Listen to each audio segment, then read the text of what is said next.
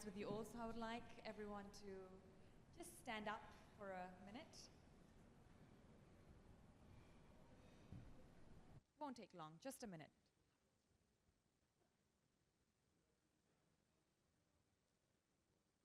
Okay, great.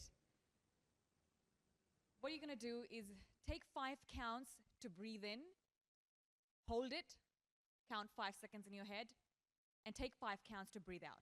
So count 5 in, hold on for 5, and then take 5 counts to breathe out. Breathe in.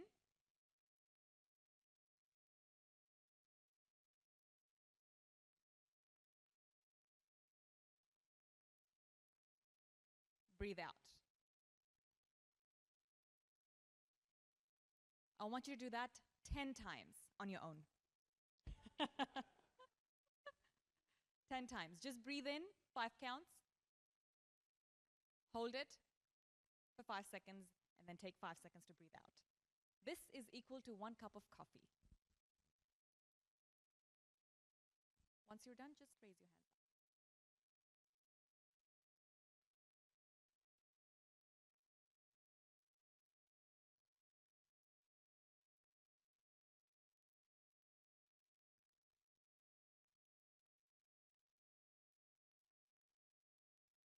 And you can do it with a smile on your face.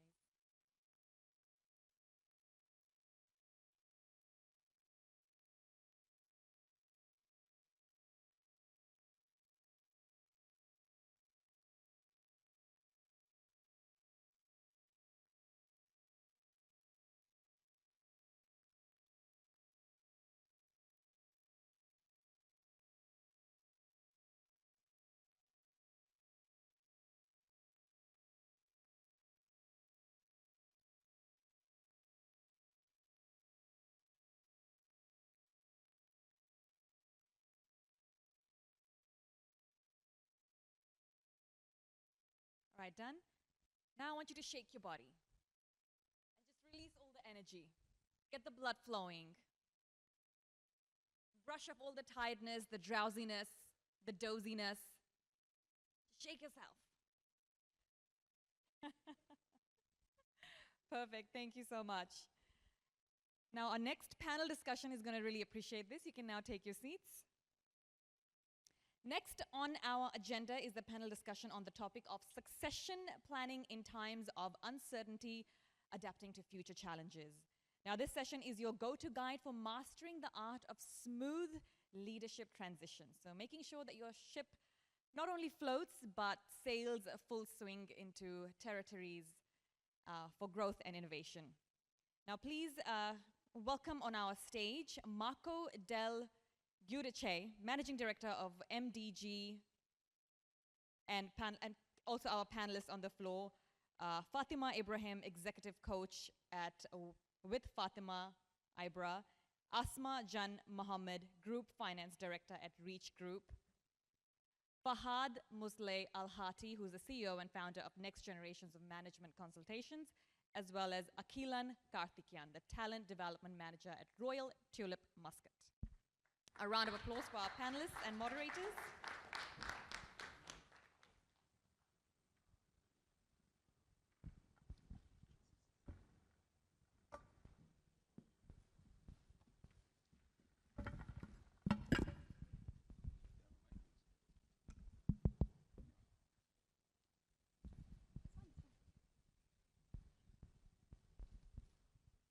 All right. Good afternoon, ladies and gentlemen.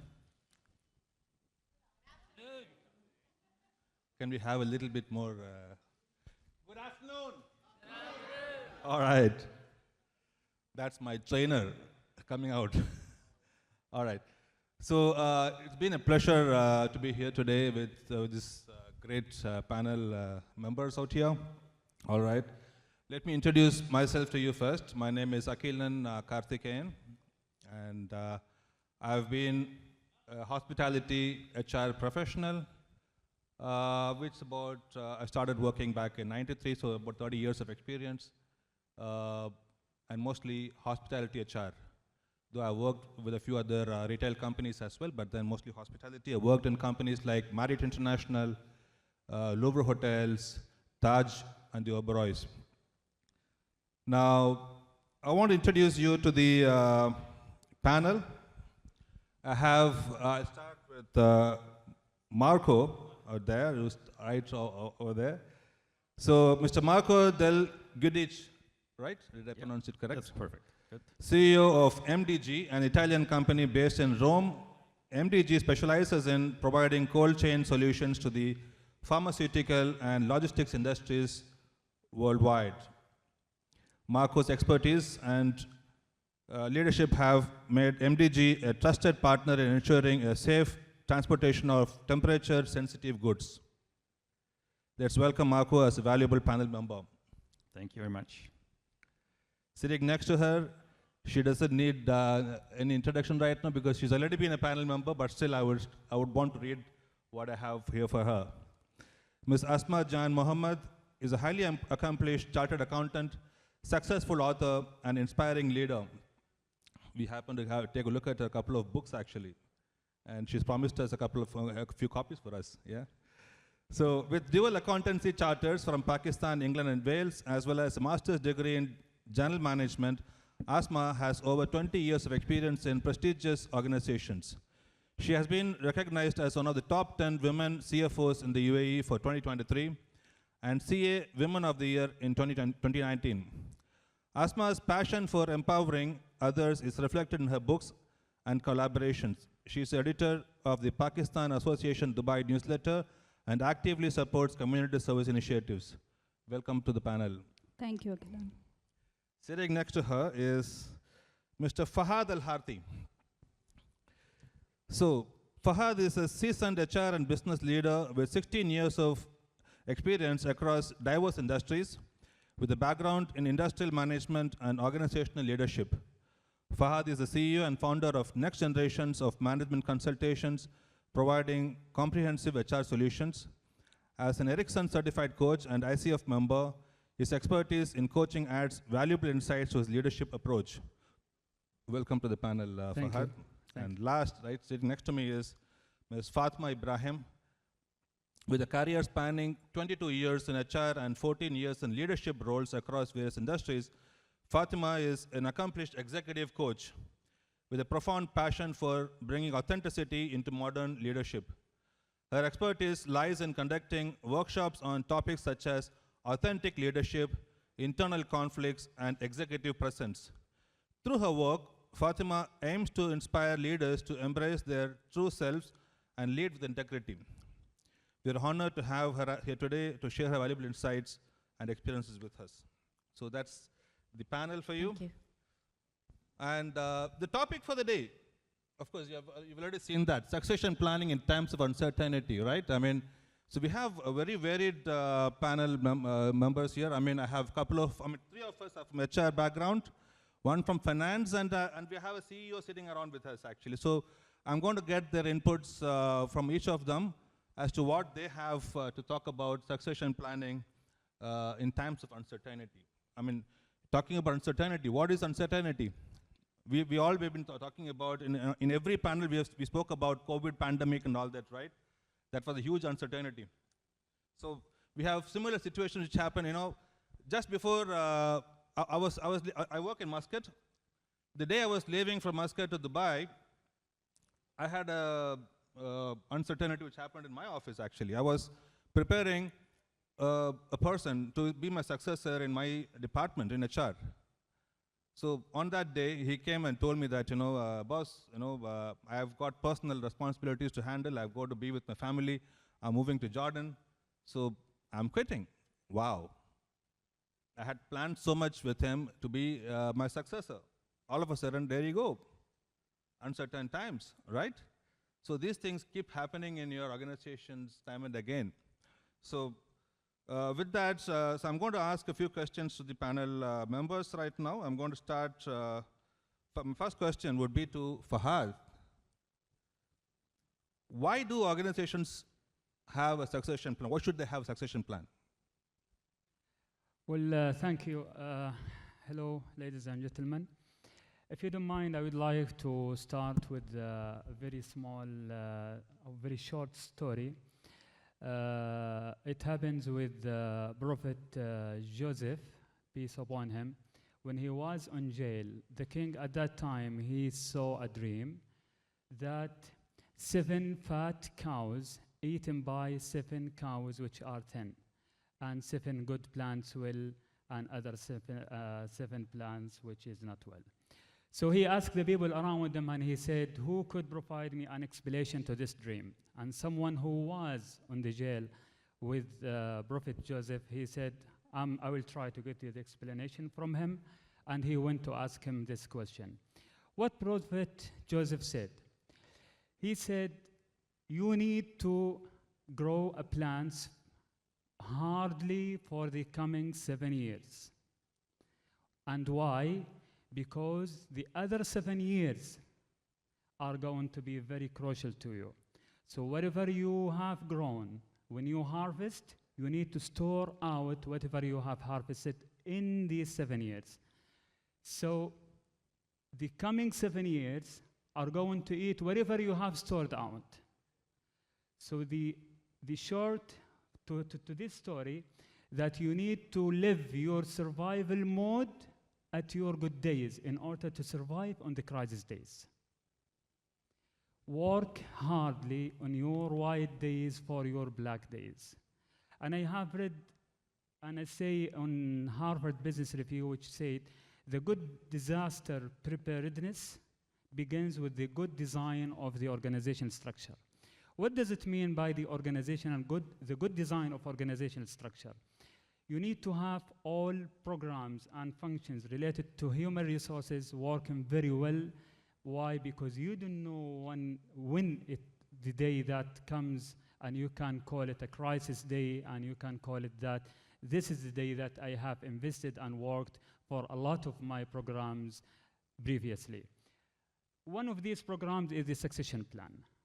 Succession plan is something, when we talk about the pandemic, when we talk about wars, it usually make the organizational economic shaken out, unstable all the time, and people will, or the organizations will start the redundancy programs for some people because of the crisis that they have at that time.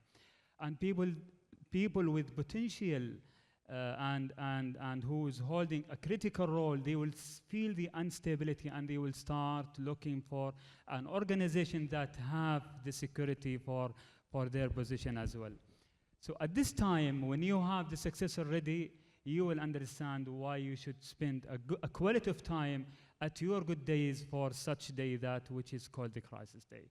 That's why I believe succession plan is one of the functions that organization and CEOs and CHROs should work very hard on such programs in order to be ready for such day which is called the crisis day. Thank you. Thank you so much, Fahad. My next question is for Fatima. How do you make sure the successor is ready to take the role when the time comes? Thank you. Good evening, everyone. So how do I make sure? While using the 80, 20, and 10 methodology, where 80% is on the job rotation, 20% is the training, and 10% is, what was the 10%? Yeah, exactly. So, sorry, I'm forgetting the terminologies here. So having these technical background is good, but the most important thing that when he's having the on-job rotation, they're exposed to the most critical projects that they can to build the minimum competencies for the uncertain times. What are the minimum competencies for the uncertain times? It's being courageous, able to take risks, and making the right decisions, right? And these are the 3 things. Combining these 3 things in their program while they're being trained for the next position is the minimum requirement. There is no perfect answer or no 100% requirement, because you don't know what that uncertain situation is. Whatever the situation is, minimum, I'm courageous, I'm able to take the decision, and I'm embracing the risk. I think these are the 3 things to make sure to make the successor ready. Thank you so much, Fatma. Now, I mentioned to you about something which happened the day I was leaving, So the next question is based on that. It's coming out of that one, actually. What happens? You've been working hard to develop a successor for yourself. What do you do? I mean, probably I should take some advice from you about what would you do if a successor suddenly, who planned successor decides to leave the company? Actually, you cannot have a succession plan working on silo while you don't have your retention plan to cover the investment that you are doing for the succession plan or successors.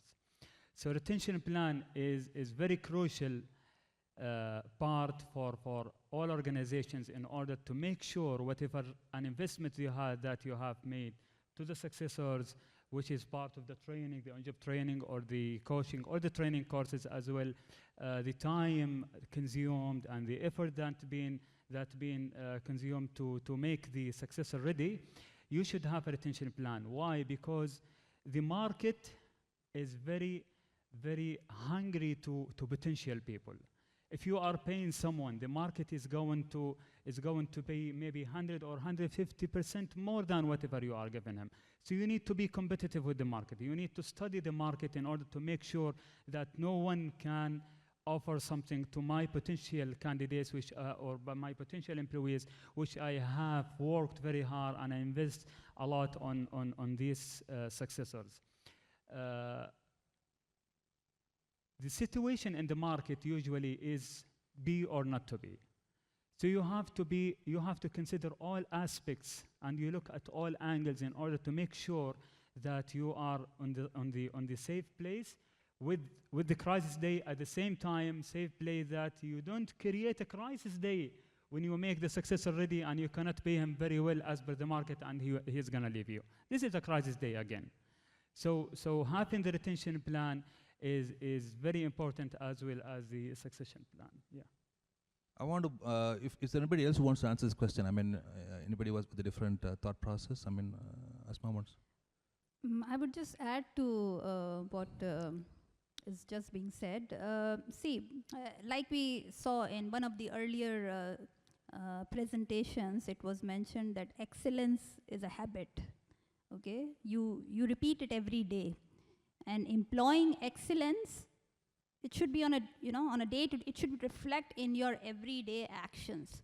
So succession planning to me is how you cover your risk, and you've already heard a lot on the risk assessment and the risk mitigation in the earlier session. It is again a technique, okay?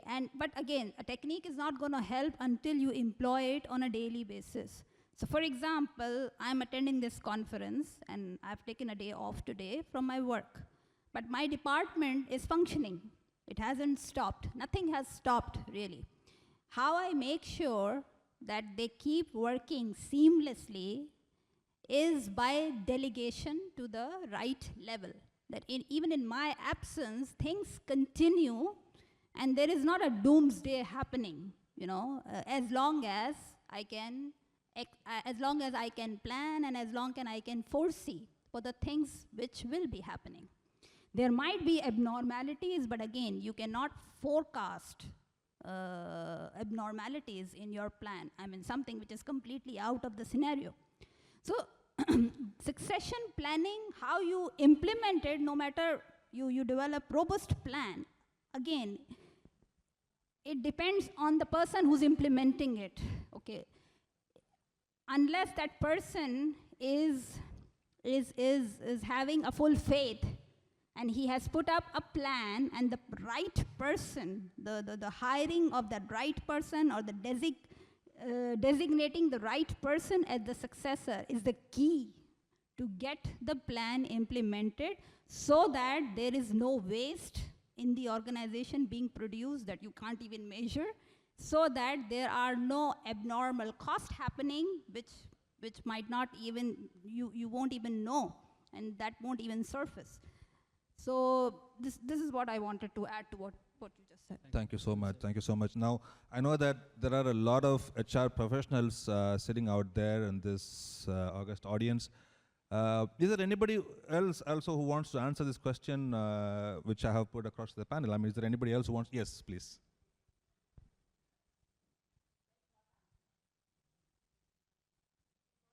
Hello, hello. Yeah, I'm non-HR. I got Perfect. I got thrown into HR because I said I hated HR. So it was punishment posting. My first job was to put together a succession plan because we were going to get audited. So it was very simple. I had 3 levels of succession planning. One, person drops dead tomorrow, do I have a backup? Like you said, work will happen now. Okay.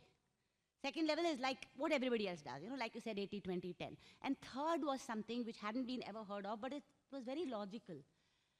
I did market mapping to know who I can hire from the market at short notice.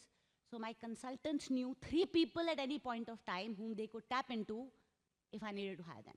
So there were 3 levels of succession planning. Drop dead tomorrow, normal succession planning, and backups from the market. And those people were kept warm for 5 years. The people outside in the market. So it was very logical. I'm a non-HR person, so I approached it very non-HR. Please forgive if I have made some mistakes in the process. Thank you so much. Thank you. Which industry are you from? Finance. All right. Okay. Anyone else? All right. So we go to the next question, which takes me to the next question, which is very similar to that now. Again, I'll first ask it to the audience. Now, does it have to be a human as a successor? Or can we also have machines, I mean, AI, right? Does it always have to be human as a successor? Anyone? It has to be human. All right. Now, I want to pose this question to Fahad. Fahad has a different thought process, I think. Of course, yes, when it comes to a leadership position. But succession plan usually doesn't go only for leaders.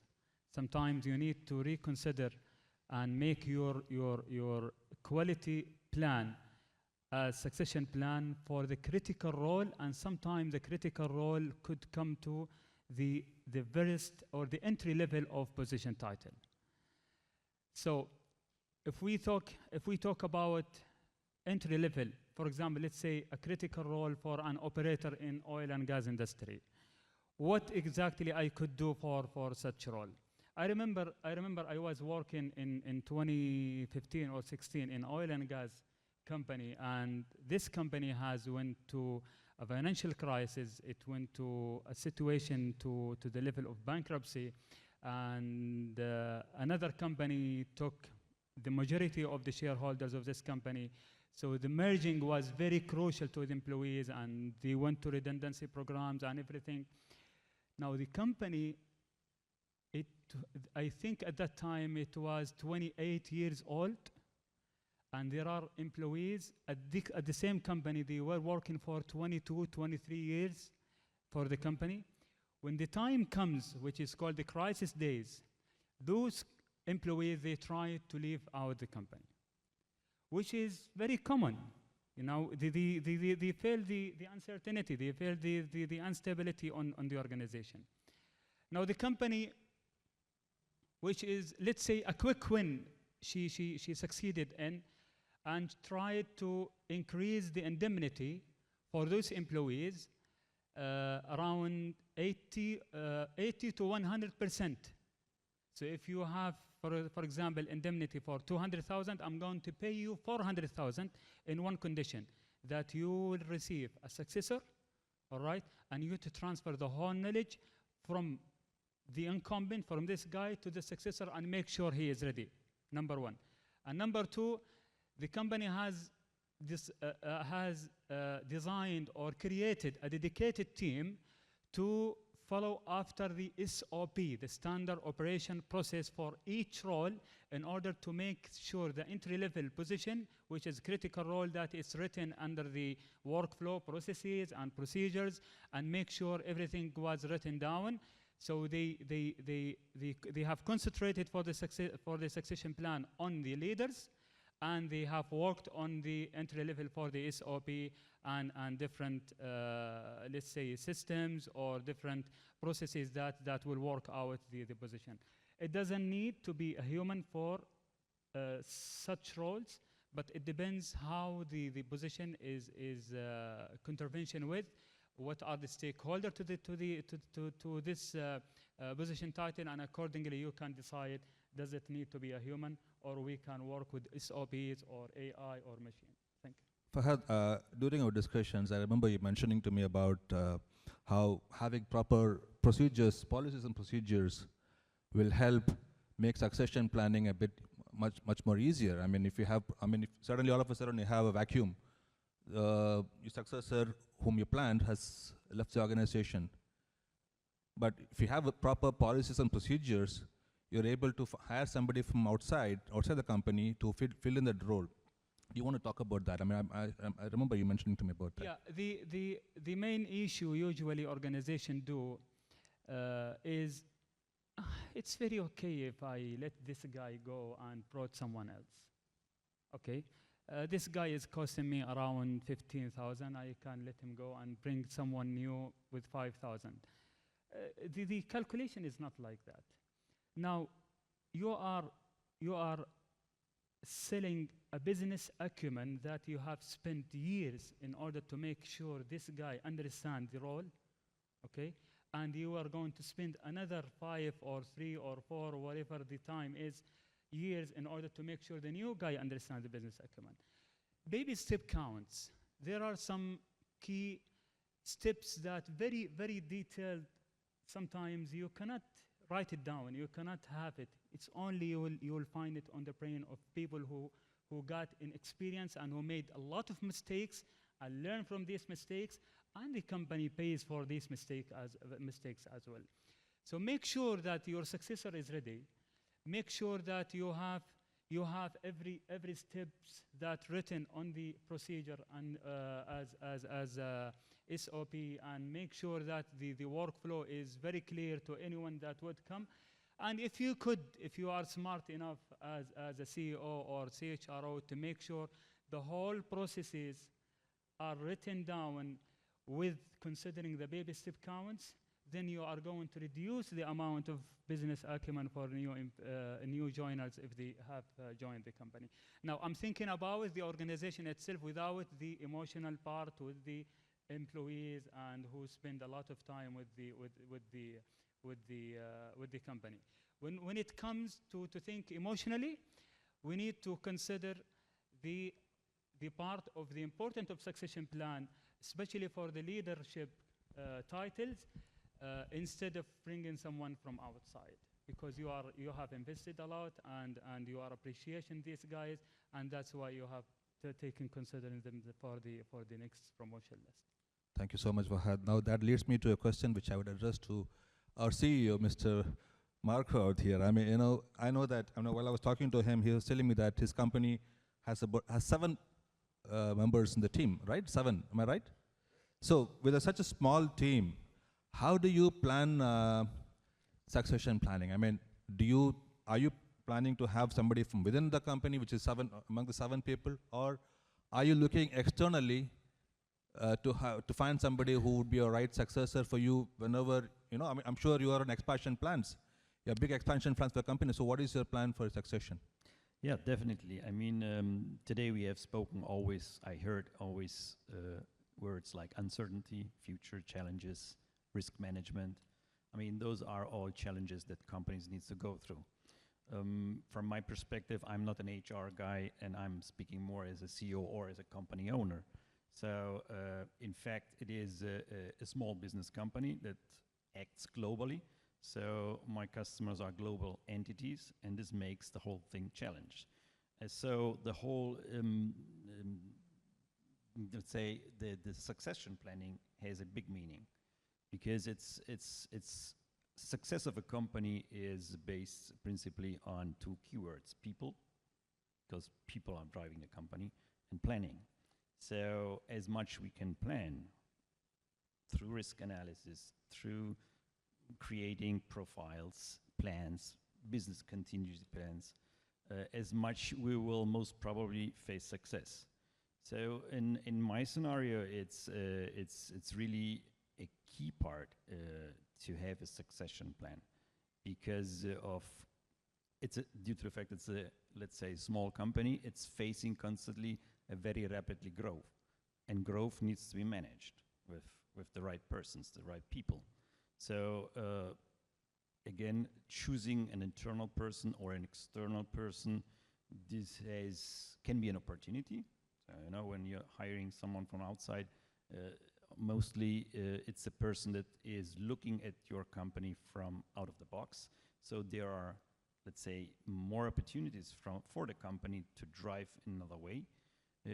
But on the other side, the key persons should be not totally disconnected from the company policy. I mean, there should be a visionary plan that is then linked to what is going on in reality. So these are, from my perspective, the key factors. But it's definitely something very, very important to avoid to go to a suicide direction. Thank you so much, Marco.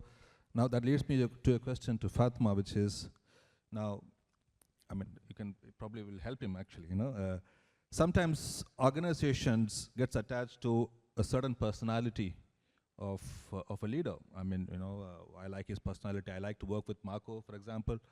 Now, all of a sudden, Marco decides to move on. So is it always necessary to hire people of the same or similar personality as a successor? Okay, let's differentiate or let's define what succession planning is, right? The succession is for the position, not the person. So we're not replacing people. We are adding the right person in the right position. So the succession planning is toward the position, the competencies that that position have, and not people. Having said that, when I was coaching successors to the next level, there was always, one of the guys came to me and was like, ma'am, they want me to be like the current person, right? There's always a comparison. Look how he makes decisions, look how he's talking, look at his presence, and so on. And he's like, I am not that person. That's number one. The question is, do we give him the freedom to be his own authentic self and be the authentic leader that he wants to be? That's one question. Other question is, when the time comes and he takes that position, is that position going to be the same in the market? Isn't VUCA playing a role? Probably by that time, a new leadership style is required. So do we want to build to the same characteristics, let's say, to that position? I would say no. So we need to give them the space and the freedom to be who they are, to take that position or to lead that position and act towards it the way they feel more comfortable. That would be my answer. Thank you so much. That reminds me of what happened at the place where I'm working currently. During the pandemic, we had a leader with us whose main responsibility was to control the expenses, keep the manpower cost low, keep all the other expenses low. So that was his main role. But once the pandemic was over and we started business all over again, and when he decided to leave, we did not plan to hire somebody who was of the same personality. We wanted somebody who is more pro-staff, pro-employee, who can actually motivate the employees to do better so that the business comes back and we are again back in the market shining. So it doesn't necessarily have to be the same personality which of the current incumbent. It could be somebody who is of a different personality altogether. Now that leads me to the next question to, of course, you've already spoken a lot from your previous panel discussion. So one final question to you is, as a finance professional, because we are lucky to have a variety of leaders. Now, finance professional, what's your take on succession plan in uncertain times? First of all, my experience with HR is different, okay, compared to what was discussed earlier. Okay, so we are in an outsourcing company, and even in other previous organization, I have had a lot of interaction with HR. And basically, there are projects in which we work along. I mean, HR has a key role in that. And as Fahad said, retention. So looking at succession planning in isolation may not be the correct thing. Again, how you retain employees through environment, through behavior, through your remuneration policies, through appraisals, through listening to their complaints or taking care of the initiatives if they're mentioning any. This all plays a key role, and it gives comfort and courage to the people who start feeling that they are working for an environment in which they can survive, they can thrive and grow. And then they will let others to grow. So succession planning in isolation, doing as a tick boxing exercise, may not give the required result. It has to come with an objective, a long-term objective. In finance field, it is a must. Okay, I have never seen policies being given to finance to develop a succession plan. It is actually a need for us. So we cannot survive even for a single day without having somebody taking care of, or anyone operating as a clone for me in, if I'm absent. So it is actually a given. So for us, it is built in our day-to-day practices. Because we have to report, we have to work on numbers, we have to plan numbers, it comes as a given and a built-in. For the rest of the department, and I have a very interesting example again in my career, in which we were having an internal audit from the group, and the only observation which remained unresolved was that the company was not having a successor of the CEO. So nobody was able to find that answer, and neither the CEO was interested to actually develop an answer for that. Although he was very good in implementing, PMO policies, procedures. He was of the opinion that if, for example, head of certain department is not there, the department will still keep functioning. Why? Because the processes and policies are so standardized and seamless that no matter who you bring, they will keep, the function will keep running. But at the same time, he never developed a successor for himself. So that was the only observation which remained unresolved, and eventually the owners ended up replacing him. Okay, so you cannot have standardized answers for all kind of specific scenarios. There comes a point where you have to take decisions, strong decisions, hard decisions. So my take for succession planning is one advice which I have persistently felt throughout my career in all types of companies: hire the right person. Hiring and recruiting the right person is so significant and important, and that cannot, the impacts that cannot be measured. Maybe you cannot calculate an ROI. Why? Because the waste it creates in an organization by hiring one wrong leadership position, number of years can get wasted, can go, and you won't, the organization won't even realize. Because the right person is there, he or she is going to feel the need for the right successor, and then implement and exhibit behavior on a daily basis, so that it becomes a habit, and you achieve what you get.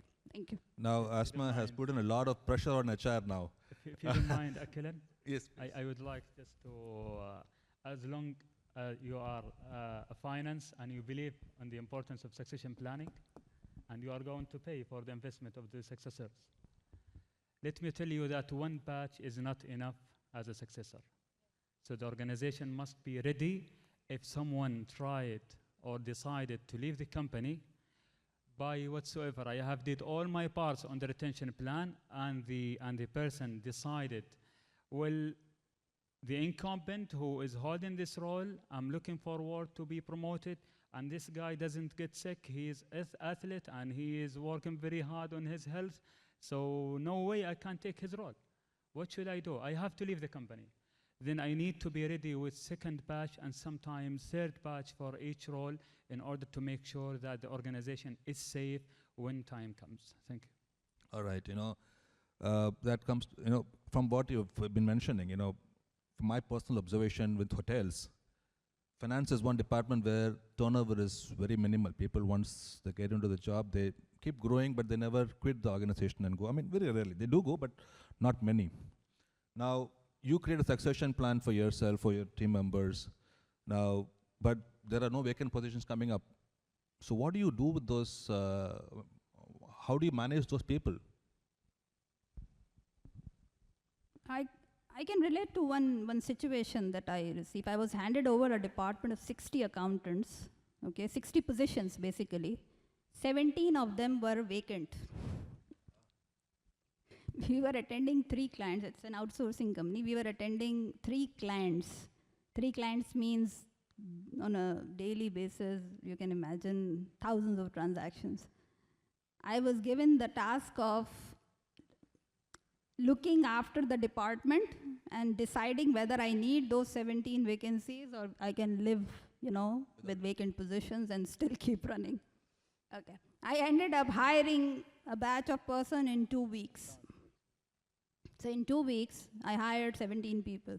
And then, it took like about 3 months to come on track. But the time that I spent on analyzing, whether, the people who were working before, why they left, what were the grievances, whom should I hire now, sourcing CVs, interviewing them, not having a lot of time because again I had to attend to client as well. So it occupied such a lot of time and energy and resources, and by the way, that was not costed out, so it was not nowhere appearing in numbers, the problems and the issues that an organization goes through by having vacancies.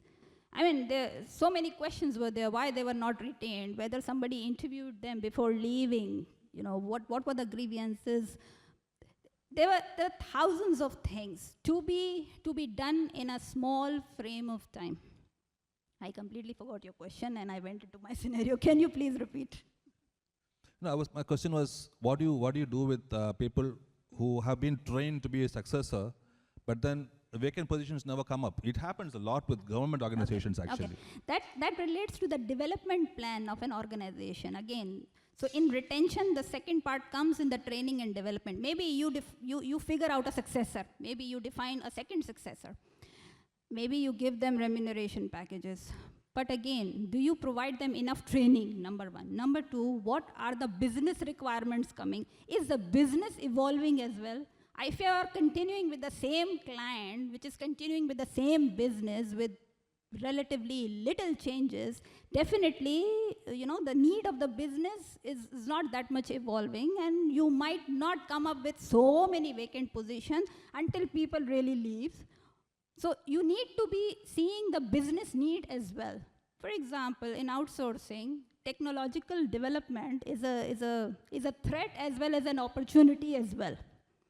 Now, it's up to business to adopt those changes or continue operating the way they were operating before. And I have seen 2 different behaviors in 2 outsourcing companies. One wanted to just continue on the same traditional, full of paper environment, not changing the procedures. The second went robust, adopted technological changes, and then we saw new roles coming up, departments swelling up, new opportunities coming up, job descriptions getting changed. So it depends on the visionary of the business, how they are trying to take the business forward, and that way it will make way. So in every organization you will not find a lot of movement, and you will not find a lot of people investing in the development plan for the employees. Thank you so much, Asma. We have 5 minutes to go for the discussion to get over. Yes, do you have any questions around before I can summarize, and any questions from the audience? Are you all tired? No more questions? Leave us alone. Yes. Thank you. Thank you. Is it Roni? I can't see. The light shines brightly on you. Yes. Question for the whole panel. When we talk about succession planning, especially for the future, the role or the types of roles that are there exist in the organization has evolved or has changed so much. So a lot of people who are actually earning a lot of fairly decent salary are not interested in being leaders because they're very happy in those particular roles. How would you suggest we adapt to these sort of changes where now it's not about, for a lot of people entering the workforce, it's not about a career path. It's not about being able to get from a single contributor to a manager and then to a head of a department and then to a CEO. For many of them, moving across laterally or having the right experiences are much more critical. Given that those are the new wants in terms of career progression, how would you suggest succession planning is adjusted or accounting for those sort of changes? Thank you so much. I'll take that question. Well, having worked with companies like Marriott International, what I've seen is there are certain times when we don't have positions internally. We do develop people. Training and development is a continuous process.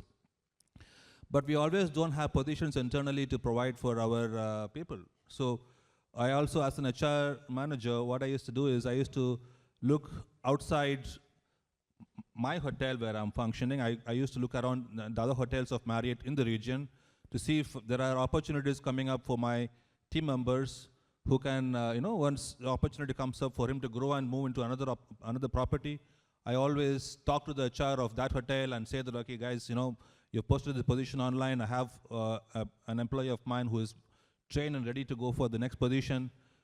Here you go, and you can go ahead and hire him. That is one way of looking at it.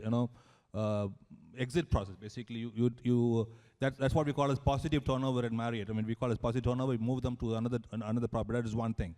Second thing, more recently, in my department in HR, I have basically I work in Oman, and my team consists of all Omani employees. I have two HR supervisors. Now, I don't really have both of them equally good. I have to motivate them. I have to keep them motivated, but obviously both of them cannot take the next level because I have to. Only one of them can actually go up, and the other one has to remain there. So what I did was I gave an option of cross-training to one of the employees to another department. So she was happy to take that. She did a cross-training in the reservations department for about 3 months, and now she's happily working in the reservations department. She moved on. She was happy to, she wanted to be in a more guest-facing department, so she took that job and she moved on. So as Ronnie mentioned, I think you also mentioned about lateral movement as well. So that is one way of addressing this issue of not being able to give growth opportunities to every employee. Of course, you train you for succession plan, you do succession planning, but at the same time, you cannot always do justice to it by giving them positions. So this is my say on that. Did I answer that question, Ronnie? Yes. Yes, I have one more question coming up. Last question, I think. I have 1 minute and 13 seconds remaining. Oh God, why am the last one for that? Always the last question, right? Yeah, anyways. No problem, thank you. Considering the current challenges with respect to the AI coming up, organizations, startups are really coming up and automating things. One of the example like Ola and Paytm in India, who have kind of revolutionized it with AI, and now you will have only the the chats, customer service and everything around that. And like Marco has only 7 employees working with him. So large organizations, even with my experience, I've kind of automated the processes so much that I ended up losing my own job. And this is what it is happening at this point in time. So how, when it comes to the succession planning, the organizations are actually moving towards automation. So, and startups are also looking at those kind of aspects. So the question what I'm trying to understand is that in these type of uncertainties, when the jobs are being lost because of the automations, how in the long run legally and probably, I think the succession planning must be from moving from one successor from a family side to another family side or the ownership part of it, rather than just from the employee side of it. So what do you have to say from the owner's part of it in terms of how do we take their, their heritage or whatever they've built to the next level of succession? Let me just make sure that I have understood your question. Now you are asking, what if the organization prepare a successor and the position has been demolished or something like that? No, I'm talking from the owner's part of an organization, because there is a next level of generation which will come up and they will take over. So how does organizations plan for that? Okay. Now let's agree first that the succession plan is a strategic function. It's not an operational function. It's not something that comes on reactive mode. It's a proactive action, source of action. It is something that you need to plan for the coming 5 years. You need to plan for the coming 10 years. Sometimes it requires from organization to work on successor for 5 years in order to make him ready for such a role. And after 5 years, they are going to assess his abilities against these position requirements, and they would say, okay, this guy is ready or not ready after 5 years. So usually organizations, what should they do in the toolkit meetings or on the frequent meetings between the CHRO and the CEOs? They need to focus on what is the progress on succession plan that we have did, what position, what critical role that we have covered today, what is the percentage for the readiness of those successors. So it is a continuous process, and any changes during the time of the 5 years is going to be changed on the position, it's going to be changed on the competencies and the preparedness of those successors as well. So it is a continuous process, and any changes during the meeting, they can discuss any changes that required in the, I hope I have answered your question. Yeah, so part of it, Asma, I would like to know more from you, because I think you have got a various kind of outsourcing and those kind of an experiences. So what do you have to say from that? I would say beyond leadership, it's more of a ownership level which I'm talking about. See, as per my experience, owners think that everybody is replaceable. Absolutely. Yes. 100%. Okay. To the extent that they keep firing people without even doing a handover and takeover. True. In half an hour, the people are outside the organization, and the leftover people are wondering where to look for the information. This is the reality. True. Okay, this is this is jokes Very apart. true. This is the reality, and I have seen it in several instances at all levels, right from the top until the bottom. Now, in current scenario, okay, we are facing change, and as humans, we don't like change. Once we find a comfort zone, we sit there, we become lazy, and we say, oh, I don't want to change. So this human characteristic is prevailing in everybody, whether he or she is a professional, businessman, or whatever. What everybody can do on the employer and the employee side is to study the market, keep an eye. Time frames, like we discussed in risk assessment, also are changed. You cannot plan for another 5 years. So your plan should be flexible enough. Now, there is no right or wrong formula, okay? It comes to you as and when you experience things and how you react to it. Again, it's an attitude, it's a behavior. So the same thing goes for succession planning as well. You have to do it. You can't avoid it just because there are changes happening in the market and it might become irrelevant. You have to build a succession plan, but then revisit it frequently, whether it still stays relevant and good for the organization. And as far as single owners are concerned, you have to, people have to keep trying to address, and bring variety to the thought process which they invest in putting strategies for the organization. Thank you so much. I think that question is answered. We are way over time. So thank you very much. You know, I'm really Thank honored you. to be a part of this panel. Fantastic answers from everyone, and I really appreciate that. Thank you so much, guys. Thank you, everyone. Thank you, everyone.